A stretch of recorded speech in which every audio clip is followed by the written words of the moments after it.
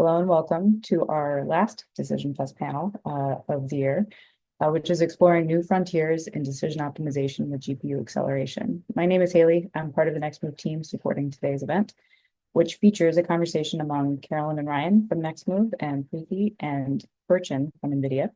I'm going to let them introduce themselves here in more detail in just a moment, but first I'd like to cover a few notes. Today's session is meant to incorporate your questions and comments, which you can share into the chat off to the side. Just be mindful that hosts and panelists versus everyone toggle to make sure that your message or comment goes to the right audience.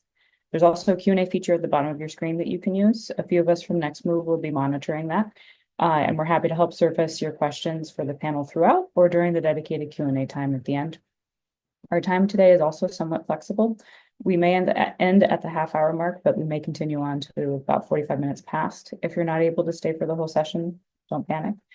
We are recording, and we'll make sure to share this with you afterward. And with that, I'm going to hand it over to our panel for introductions. I know Ryan will give us a quick speed run as well, and then we'll dive into the Q&A. So Carolyn, I'm going to hand it over to you to get us rolling. Take it away. Sounds good. Thanks, Haley. And super excited to have you both, Burcin and Preethi, today. So we are very pumped to talk about GPU-accelerated optimization.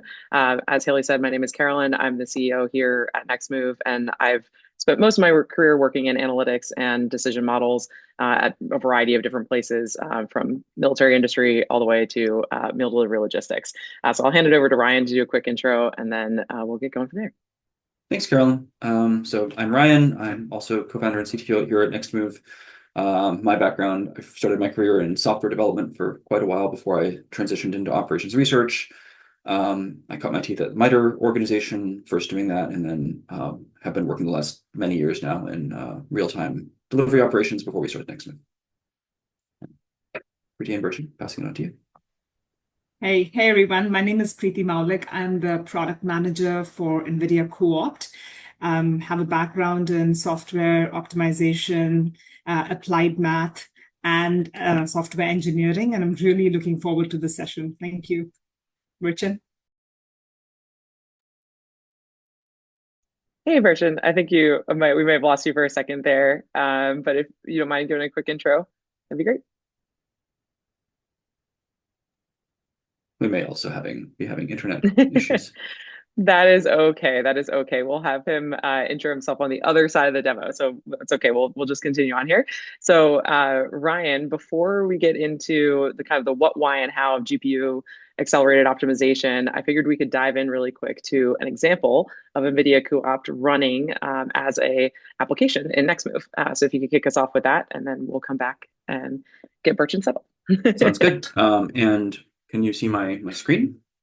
Yes. Excellent. Okay, so we've got a few different windows here. What I have on the top left is just a window showing BTOP. So I just have my NVIDIA GPU in my local machine there. And as you can see, it's sort of doing nothing. I don't even have a video game going on or anything like that. And we're just going to use that to show like the GPU is running and it's doing things when we do our demo. And I've just got a terminal down here and then VS Code open with some code. So for today's demo, we're going to be solving a routing problem, a vehicle routing problem, using cuOpt's routing solver and their Python API. So we've got some routing input. It has different jobs, deliveries or pickups that it needs to make. This is all fake data. So, the Ants Pants Cafe, I don't know if that actually exists somewhere. But each one of these is a location on a city that we have to make a delivery to. We also have a single vehicle. And one of the things we're going to change in our model is how many of these vehicles. We can think of this as a capacitated vehicle routing problem. So we have a depot and we're making deliveries. And one of the questions we want to answer is like, how many of these vehicles should we actually schedule for that day? And how would that impact our KPIs? So I have just this one vehicle, and what we're going to do is essentially just copy it as we run the model. So that's what our input looks like. This is pretty sort of standard Nextmv routing input. The next thing we have is the actual model file. And this is a Python script using the cuOpt Python APIs. The important parts are in this main here. And so you can see we've got some Nextmv options being loaded. So this is already sort of a Nextmvified model. All of the cuOpt logic is down in here. So we're creating cuOpt data frames and a routing data model. and we're adding, locations and capacity constraints and that sort of thing. So you can, see it's just sort of a standard cuOpt model that you'd see in their examples. And then we set a time limit, and we copy the number of vehicles based on the options that are passed to the model. And at the end, we solve it, and then we write next JSON output that we can pull solutions and statistics from. So pretty simple. So what does this look like when we actually run it? Get my document open. All right. So we'll just, and you can see I'm running this inside of a dev container. So we're using the base images that NVIDIA provides. And so I'm just going to run that script with one of the inputs that we've shown. And what I should see here is that it's actually starting to use my little GPU over there. And yes, we can see the GPU is spiking and I get a ton of output. So that's all well and good. The question now is really, how do I put this thing into a production environment, and how do I share it with people, and how do I experiment with it? And so that's where this union of the technologies comes in. So the first thing I'll show is what we call an app YAML. This is essentially a manifest for my cuOpt model. And it defines what type of an application. So this is a Python application. What image does it use? It uses this cuOpt image. What Python required dependencies are there, what architecture is there, what version of Python, and so on and so forth, as well as what are the files that go into it. Down here, I have an options section, and these are the things that I can set as either command line flags, or in my production environment, I can make changes to these to get different outputs and different configurations. And so here, what I have done is defined both a time limit. So how long am I going to allow cuOpt to run for? How many seconds? And how many vehicles do I want to run with? And so this allows me to do some validation on what those options are, as well as provides user interface components that lets me change them in the operational user interface. The other thing that we have is an app.py. And this is super exciting because what it allows me to do is make my development environment look more like my production environment. That's one of the best things we can do when we're developing these kinds of models, is develop an environment that's easy to push into a production environment. So I can run things locally, and it looks very, very similar or the same to what it looks like when it's in a production setting. So what you can see here is I create a local application. So this is using Nextmv's open source libraries or for application management, and I'm going to do local runs, and those will exist and be managed locally within this directory, and then I can sync those into cloud. So that's what I'm going to show. So first thing we're going to do is we're actually going to make a few runs. So let me open this up, and I'm just going to do Python app.py. Oops, helps if I spell Python correctly. And you can see here it's kicking off a few different runs. And again, I should see my local GPU spiking a little bit to actually account for those runs. There it goes. And once that's done, I'm going to go back to this app.py, and I'm just going to change it so it's actually going to sync these runs from my local machine to my remote machine. This is super nice if you are doing a lot of local development, but you're still operating within some kind of a production or a team environment, and you're trying to share results or compare things or get visuals and whatnot. So that's done. So I'm going to now run that same command. And what I can see is that it's found 3 local runs, and it's now syncing these up to Nextmv. That's going to take just a second. All right. So these should now exist in Nextmv console. So let's go over there and see where they are. So this is the entry point for my application. It sort of gives an overview of things that have happened and versions and runs and stuff like that for this particular cuOpt routing application. I'm going to go into the runs view, and I'm just going to refresh this. And what I should see is that I've got a few successful external runs that have synced from my local machine onto the remote platform. So that's cool. If I click into one of these, I can see that it has the input, the output, all of the metadata and logs and so on and so forth from my local machine that have been copied up there. I can also push that application so that now I can run it remotely. So all the runs I've done so far have been done on my local development machine. So the question is, how do I actually push that into a managed environment to get it to run in a production setting? So for that, I'm just going to run Nextmv app push and give it the app key, the app ID. And it will use everything, all the information that it has in that app.yaml, i.e. what runtime is it, what language is it, what are the dependencies, so on and so forth, and we'll package it up and send it off to Nextmv. And so it's bundling, it's looking at the manifest, and it's pushed it, and so now it's live. And so that's sort of a one-step deployment, which is pretty quick for something like this. If I switch back to console, I can see that there was a recent push of the application. I could cut a new version of it. So I could go into here and give a new version, and I can see there's a new push that I just did. And I could set my production instance or a test instance or any other instance of this model endpoint instance to use that new version. I can change the configuration, so the time limit vehicles, I can set the defaults for those. And I can choose different GPU accelerated hardware, or if I'm not using GPUs, I can go back to CPU just through this dropdown. So it's fairly easy to add the GPU acceleration and to set the model configuration from there. So once I'm actually doing these runs, one of the things I might want to do is like compare different configurations directly. And so here we've got some where we've run for different time limits with the same number of vehicles. So like these two. And what I might want to do is compare those two runs. And so we have this sort of side-by-side comparison of different runs with different configuration. On the left, I'm running 1,000 jobs, 100 vehicles for 10 seconds. And on the right, I'm running it for 5 minutes instead of 10 seconds. And so I get different objective values, and I could view the map and so on and so forth. So I can do this sort of direct comparison of both the run statistics and any visual assets that I put with those runs. And so that's useful for sort of side-by-side analysis or sort of anecdotal experimentation. The question then becomes, if I'm developing an optimization model that I want to put into a production environment, what is the optimal configuration for that thing? How many vehicles should it have, and how much time should I give it, in this instance? For that, what I can do is I can run a scenario test. And before I explain this, let me go back here and just create a scenario test. So you can see we have this interface where you can define a bunch of different options. So I can say what inputs am I using, and I can add all of those time limit and vehicle options here, and it will run all of them. If I clone this existing one, this is the configuration for the scenario test that I ran before today's tech talk. And so you can see I'm running it with a bunch of different time limits and a bunch of different vehicle counts. And so what it's going to do is run all of these and give me essentially a pivot table and data set that I can use to choose the configuration that I want.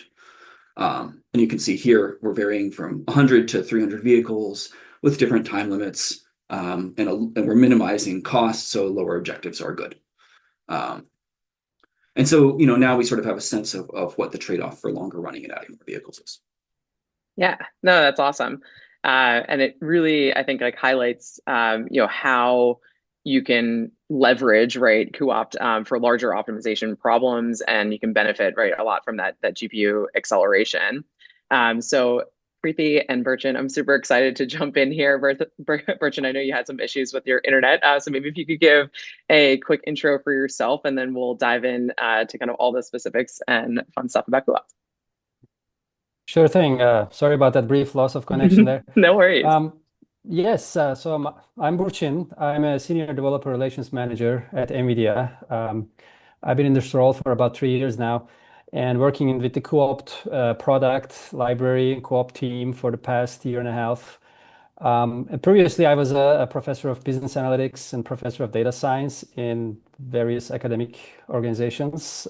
So with the expertise on decision optimization, solvers, algorithms, I'm hoping to help not just the product development, but also like the entire optimization community.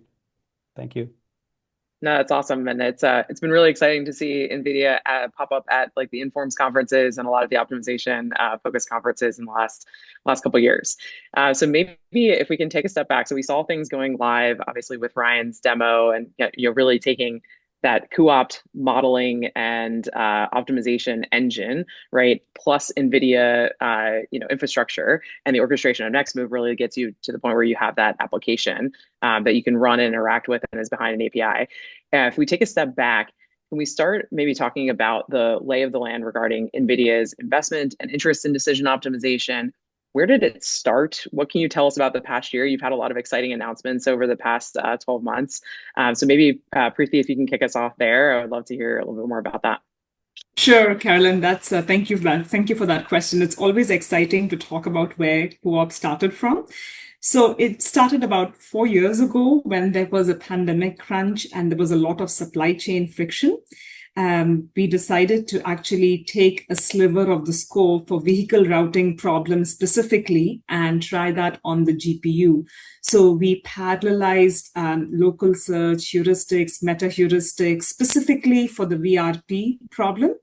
And that was an immensely successful program. We had partners and customers will widely endorse it.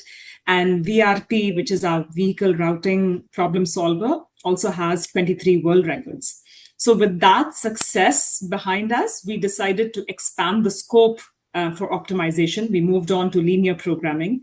We launched a PDLP on the GPU, which can solve very large LP relaxations for lower precision solutions. We also launched the GPU-accelerated IPM, which is your interior point method for higher precision solutions. We moved on to MIP. We have a GPU-accelerated primal heuristics for MIP. And the goal here is to find super fast, feasible solutions rather than optimality. And it works very well for customers and use cases who need feasibility than optimality, who want to integrate with LLM, who want to run what-ifs. So that's our scope. And last week, we also launched our very first quadratic solver. Still early, good for small scale programs, but it's showing you how we expanded our scope from VRP to LP to MIP and now QP. And then earlier this year, we had a meeting with Jensen and from guidance from Jensen, we decided to open source cuOpt. So we launched several early access programs and the demand was beyond what we could actually manage. So we could not handle the demand. We launched several versions of the EA program. And then that's always nice, right? And then we said, you know what, this is very useful for the ecosystem. So we decided to open source it. And our goal is primarily to create a very, very vibrant ecosystem for GPU-accelerated native optimization. That's our goal. And we want to broaden access to high-performance decision-making to all enterprises. So that's a quick history of how cuOpt has evolved. Yeah, that's awesome. And I think that's so needed in our space too. Like traditionally there hasn't been as much of an open source community around decision optimization. And I think it's really cool that you guys are kind of pushing the needle there, along with a few other organizations. I know, so you also, not only do you do things in the open source community, though, you are also collaborating with a lot of the known players in the space, like, Groby, Express, Simple Rose, Highs, etc. I've seen a lot of those announcements fly over the last year as well. How are you thinking about ways that NVIDIA's involvement here can improve like the modeling and solver experience that people are currently using today and accelerate not only with cuOpt, but just with GPU in general? Maybe Burcin, if you want to start with that. Yeah, that's another great question. I mean, it's always been NVIDIA's philosophy to work with ecosystem partners and collaborators to take this GPU technology and use it, implement it in many diverse ways. And this is an area that was I don't want to say falling behind, but the GPU acceleration and decision optimization ecosystem was, of course, not there to the extent that we wanted. So, I mean, our goal here was to basically work with these partners that you mentioned and many more, and give them the technology, give them technical support, give open source cuOpt so that there are some good examples of how to implement decision optimization solvers using the CUDA language and primitives and whatnot. So the role here, I guess, is to help the ecosystem innovate more, come up with new ways of solving problems. And in the end, of course, in this past 12 months, we have seen a lot of evidence of these partners and the optimization community develop all these new algorithms, implement and add them to their software stack, which altogether, adds to the notion that, GPU acceleration helps solve complex problems, challenging problems better and faster, because with the help of GPU, we have ways, many millions of different ways to explore so many alternative solutions, right, in the solution exploration process. So in that sense, it helps model builders, problem solvers evaluate millions and trillions of solutions in short amounts of time to speed up the solution processes. And platforms like Nextmv or others, of course, facilitate this entire process. Taking a complex problem, modeling it, solving it with the help of GPUs. So I think with the innovation that will come from NVIDIA as well as our optimization partners and the compute that is available these days, yeah, I mean I don't want to say the sky is the limit, but there's a lot of opportunity here to solve better and faster. Yeah, I agree, and I think one of the most interesting things, and we talk about it a lot in the optimization space, but I think you all wrote about this too, is that like ML and predictions and I would say like Gen AI get a lot of attention, right, in the I would say the GPU space and the AI space. But I think it's cool that you guys are starting to talk about and have been talking about that the real power comes from acting on that information, right? So it's not just about predictions; it's about making decisions. It's about taking action with the data and information and predictions that you have. So maybe how do you think business and technology leaders should be thinking about investing in decision optimization, given it's part of their AI portfolio and given kind of the much better access to GPU at this stage? Well, yeah, I mean, a lot of businesses and organizations are already well versed with, using GPUs in machine learning tasks, AI, Gen AI, in general, large language models and all. They sort of stay on the predictive side of things, like you said, and then the real actions will come from prescribed solutions, right? Like that comes from solving optimization models. So I think, I mean, it's fair to say that, like we imagine a world where these two things come together, especially these days with the help of Gen AI and LLMs working or starting to work in conjunction with, optimization models as agents and tools and whatnot. So I think that's where it's going to lead in the very, very near future, because we already seen a lot of evidence of that happening. So that decision makers, technology strategists, organizational leaders will find it very worthwhile to tap into their AI portfolio and look for ways to combine Gen AI and other forms of predictive models and tools in combination with optimization. And we at NVIDIA certainly take a lot of steps towards combining these two worlds. Yeah, and we've seen customers actually use this loop, the combination of prediction and prescription. We have customers, for example, they predict travel times and then cuOpt will optimize the routes. You predict a forecast load and cuOpt will dispatch the best power. You predict retail demand and then cuOpt optimizes the fulfillment processes. So we've seen this closed loop with our customers that really it grounds the reality of what ML can give you with that prescriptive action. Yeah, I think that's nice. Like we've definitely seen that as well. We call them like decision workflows, right? You're kind of like tying together multiple technologies and kind of steps in a process that may have been really manual before, right? You might have like had these models kind of running independently, but like tying them into like a more automated system can be super powerful. And I think it's also cool. I think your investment in cuOpt as a open source technology, I think also just expands the knowledge rate of the technology, right, and just the exposure to that decision optimization in general.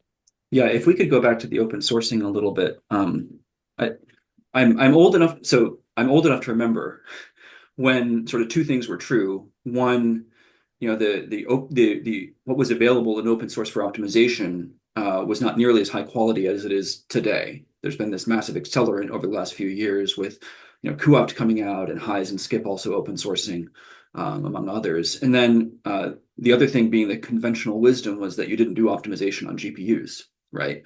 And so cuOpt open sourcing has I feel like accelerated both of these domains at the same time. Burcin, could you go back a little bit to like the motivation for open sourcing? Like, what did you guys think was going to happen? And how did you sort of learn from like other open source projects that were going on at the time? Yeah, I mean, what we thought was going to happen was exactly, or very close to what Preethi was saying earlier. We expected a lot of support and excitement from the community, because now we are opening a new venue of opportunities for innovating and building new solvers. And NVIDIA has always been the catalyst for that sort of thing. We've open sourced a lot of different libraries before, in machine learning and in CUDA-X and other things. So with open sourcing of cuOpt, we expected that the community would embrace that, which they did. We got enormous support. And there's a lot of interest in the cuOpt open source repo in terms of forks and clones and use cases where we hear from folks using cuOpt. So I think that turned out really well. And at the same time, I mean, of course, like we are making cuOpt source code, requires GPUs, right? So we would like folks to be able to, take cuOpt and build on it, customize it or add new features. And so I think something like that, lives and thrives if there's an active community contributing and there's a well-established organization behind it to support that community, like NVIDIA. And of course, responding to questions, inquiries, discussions, requests for GPU access, we try to support those as well. So, something like that. I mean, that's what we learned since we started after we open sourced cuOpt. But the interest has been enormous, and like you said, cuOpt is now also part of the CoinOR repository, reaching out to all open source developers. And, we expect the community to interact, contribute, and innovate, taking advantage of the source code. Yeah, it's awesome. I think, as I'm kind of like looking at cuOpt, I think what you said is awesome. Like where, it's really become like a community effort, and you're getting contribution from the community, and also there is the massive support behind it at NVIDIA, which I find just like absolutely awesome. Maybe a question for Ryan is, you're seeing, so NVIDIA obviously is providing cuOpt, right, as this modeling, interface and engine, right, for optimization. And then you're also getting kind of that GPU hardware, right, and infrastructure acceleration. What are kind of the pieces, that we saw with the demo where Nextmv can kind of change or enhance the building and testing and deploying of these apps, right? Because that there's the, hey, I developed something, right, and then I need to get it live. So how does that look in Nextmv and other platforms in the service layer? Yeah. And so we have this situation where we're developing models in a modeling tool typically, and we sort of need infrastructure and orchestration and stuff like that around it. One of the things I think that's really interesting here is this sort of dynamic shift that's happening now, which is, for the last, I think, 40 years or something, building optimization has all been like, let's move from supercomputers to commodity hardware, right? Let's target the CPU that you have in your laptop, and we're just going to solve our models there. And one thing that has happened really from, I guess, the deep learning and generative AI boom is that we've learned that there's this appetite for having high powered compute that you just sort of have access to, and we're moving that into other domains, which is super interesting. And so like now we're building these optimization models for like your supercomputer chip, right? So like I can have a supercomputer chip in my desktop or in my server rack, but since it's not just the core CPU that comes with everybody's machine, there is some complexity, sort of non-trivial to build the model for that and put it into a production environment. So like every optimization model benefits from the application architecture that goes around any kind of microservice or application that you put into a system like this. And so you get model management, observability, configuration, version, so on and so forth. But then the ability to do the GPU acceleration instantaneously is also a big win. Yeah, I think in general, just like a lot of I think that is one of the interesting aspects of decision optimization, right? Is you might have like 5 or 6 different models that are all built with cuOpt, like live at any given time, right? And they could all have different configurations, right, or different objective terms, and they could all be valid, right? So you could be a large scale, supply chain company and have different configurations for different geos, right, or different objectives for different geos because they're running campaigns, right, that are trying to prioritize different things in their business. So I think that's like also an interesting area that we're seeing kind of pop up a lot with users in our world and decision optimization. Yeah. Preethi, I'm curious. So a lot of the people that we talk to, they're already using linear programming, mixed integer programming, and other optimization technologies. And of course, they're applying them on CPU architecture, right? If as they adopt GPUs, what are the biggest gains that they should expect to see? What sort of things does this unlock for them that they can't do today? That's a very good question. So I'll start with the VRP solver. So cuOpt is undoubtedly the best VRP solver out there. And what we provide to the enterprises, what we've seen working with enterprises is massive speed up. So we benchmarked VRP at about 100x speed up compared to a CPU solver. And one of our partners earlier this year, they came back and said, oh, no, it's not 100x, it's actually 200, because they benchmarked VRP at a 200x speed up. So you have massive speed up, you have massive scale, you have a high quality solution that you get pretty quickly. You have a rich set of constraints like pickup, delivery, breaks, time windows we already provide. And all of this enables a business to make decisions dynamically. Today, optimization runs can last several minutes to hours, and now you make a decision at the speed of business. So we've had one of our business partners who reduced their batch size from 45 minutes to under 2 minutes. So now you can enable dynamic reoptimization, your fleet changes, your order changes, no issues. You can just run it again and get the most updated plan. So we've seen some very massive enterprise benefits from the VRP solver, and it amazes me, even though MIP is the most popular one, it amazes me to see how many people actually come back and tell us how they've benefited from improving routing. Having said that, I'll hand it over to Burcin to talk about the LP and the MIP portion. Yeah, thanks. So yeah, we've seen similar benefits with our LP and MIP solvers as well, and we try to go with some of the common benchmarks out there, like in the world of LP. We always test against what's called Middleton's benchmark problems, and we've seen speed ups. I mean, these are of course a selected set of problems, small problems, very large problems as well. We've seen a variety of speed ups there, and the PDLP, we've seen it, speed ups up to 1000x or even 3000x in some problems. But on average, of course, it's not, it's lower than that. And the PDLP is very much suited for GPU acceleration, by nature of the algorithm. And we also added barrier solver, interior point method, also accelerated on GPU recently. And that itself, compared to some open source, CPU solvers out there, as well as some of the commercial barrier solvers out there, it showed speed ups up to 17x or even more. On average, probably around 8-9x speed up with the barrier solver. And the good thing about cuOpt is it actually runs all these solvers concurrently. So it races them like the LP solvers. as well as different components of the MIP solver. So you get whatever works best for the type of problem that you're dealing with, whether this is a PDLP solver or a barrier solver or dual simplex. They're all part of the suite.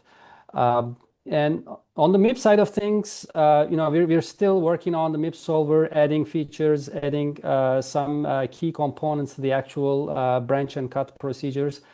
But we have seen some very promising results with the MIP solver. We're actually writing up a technical blog to share some of those results. That's awesome. So it's going to come up soon, I think. But yeah, I mean, we've seen a lot of improvements there as well. That's Yeah, very cool. could you highlight maybe some of the, so I know you're talking about a lot of like the algorithmic pieces, right, that go into the solver, right, outside of the VRP work that you talked about, Preethi, but what types of problems are people addressing, right, with the LP and MILP side of this? So most of the problems typically are resource planning, cost optimization, production planning. Those tend to dominate the LP and the MIP use case. And we've also seen a lot of interest in scheduling, facility location. So these are common problems with LP and MIP. And for VRP, the domain is crazy. It goes from retail to manufacturing to waste collection to we've seen warehouse routing, robotics, integration with Omniverse, integration with LLM. So routing is actually, it cuts across everywhere. Yeah, it does. But, it's always interesting. People are like, oh yeah, like, this isn't a routing problem. Like, it kind of is, right? Sequencing things, but we are also starting to see a very high interest from aviation now. So we constantly see these pop up and go, but now we're seeing a renewed interest from aviation. Yeah, and you touched on robotics too. I know you all have like the simulation tooling as well with Isaac. So that's really cool to see as well. My background's mostly in simulation, so I always love to see kind of new applications there and like kind of how those things are being utilized, right, across the ecosystem. Energy is another one, another area where there's a lot of scenario analysis, pricing, unit commitment, different versions of the model being solved over and over, and the speed ups definitely help a lot in that sense. So we'll be using GPUs to optimize the energy creation and consumption for GPU data centers as well. Yeah, I was going to say very Inception, right? Preethi, you mentioned the things that are unlocked by being able to have shorter solve times. That made me think about when Carolyn and I first started working together. I think we were both coming from these more classical environments where you'd optimize for hours or something like that, and we were moving into an environment where or days. Or days. And we were moved into an environment where we were optimizing every 25 seconds. And it's almost like the only thing that's the same is the math. And literally everything else is different. Like the solver is different. The approach is different. The way the business operates is completely different. Yeah. As we were talking to different businesses during the course of cuOpt scoping, most folks came back to us and said, you know what, we don't really have a need for optimality. That's how the traditional optimization has always worked, very exacting, very scientific. And then they were like, we don't really have a need, but there are some use cases that are very specifically built for optimality, but most others, they can just deal with a very good feasible solution because they do not want to trade off the speed. So that's also a finding that we learned from the ecosystem, and then we built on top of that. Yeah, very true. I had a former business side colleague, right, who said like, I'm fine with a 10% worse solution if you can give it to me in 20 seconds. And like that, because it really does, it changes. I think you mentioned this before, Preethi, but it changes the way you operate, right? Like you can fundamentally operate the business in a different cadence, at a different scale, right? If you're able to kind of dial into those things, and a lot of those things are general software best practice, right? Like knowing exactly what your latency is for a particular process, which can be challenging in our space, right? Like, and knowing what the trade-off is. So kind of back to that original example that Ryan was showing, it's good to know like kind of what the scale is that you can run, for stops and vehicles, right? In a 20-second time frame, right? That's actually really useful information. So yeah, I think that's a very good, a good way to think about it. So where, maybe the last question I have for you both before Haley pops back on here is, where should community members go to get hands-on? Obviously, you've created this open source ecosystem, sample apps, tutorials, benchmarks, ways to contribute. Like, what are you all looking for as we move forward here from the community? Well, we have a lot of resources out there. Our repo being definitely one of them. We actually have two repos, one for the actual project, the cuOpt source code, and another one for the an extensive set of examples for using cuOpt in various scenarios, various use cases. We have an extensive documentation page. I believe those links can be shared, as part of this webinar. And like, we're always looking for contributions from the community. So we have a discussions forum on our main repo page.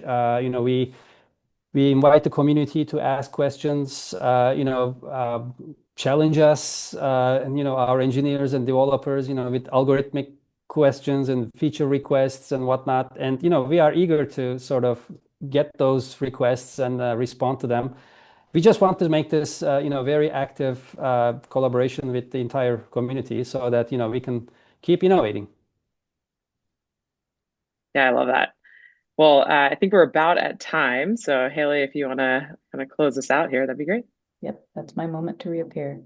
It looks like the questions that we did get have all been answered. So well done, everyone. And thanks to folks for asking their questions. So naturally just came into the conversation. It's all exactly, good. exactly. Everybody here is aligned. I'm going to go back and share the slides because actually Burcin, the resources you were covering, as you mentioned, we do have the links here. So hopefully everybody can see those on my screen. A handful of these here, again, the cuOpt webpage, the GitHub repo, the new quantitative portfolio optimization example, and then the examples repo, and then as well the community app that Ryan demoed earlier at the beginning. These links are here. We'll also share them by email, but just in case folks want to be able to see them here, we have them. So we'll wrap up for today. Preethi, Burcin, thank you so much for joining. Carolyn, Ryan, thank you so much for hosting. Thank you all. Until Thank next Yeah, time. this is It's a great. pleasure. Thank you so much.